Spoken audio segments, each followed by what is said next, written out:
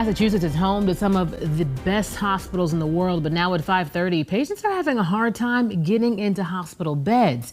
In fact, we have one of the toughest situations in the country right now. I'm Courtney Cole. And I'm David Wade. Thanks for staying with us.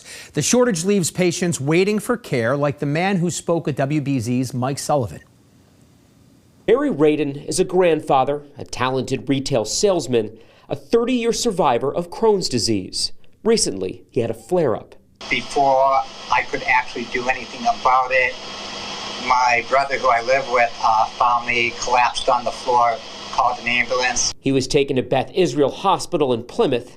He stayed there, waiting to be transferred to the care he needed in Boston. First thing they told me is it might be a day or two before I could go to Boston, and I sort of figured that out with everything that's been on in the news and everything. A recent study from the American Medical Association says Massachusetts had the second highest hospital bed occupancy in the nation at 86%, just behind Rhode Island.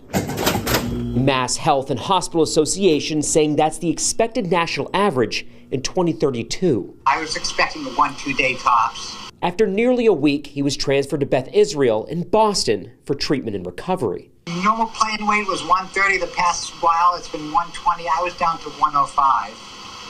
I'm working my way back up to 110. The Massachusetts Nurses Association says the shortage is not due to a lack of nurses, but that some care providers don't want to work in unsafe hospital conditions. People who have been assaulted in healthcare settings have told me they're not going back. Then there's the flu. Nurses Association President Katie Murphy says it's filling up beds and coming after nurses. Healthcare providers are getting as sick as our patients are. She also says more than 40 hospitals have closed in the past 10 to 15 years, putting stress on places trying to find space for people like Barry. The best part of living is being helpful and putting smiles on people's faces. That brings me great joy. And I've got 2 grandchildren I want to get back to, of course, my own 2 children that I want to see again.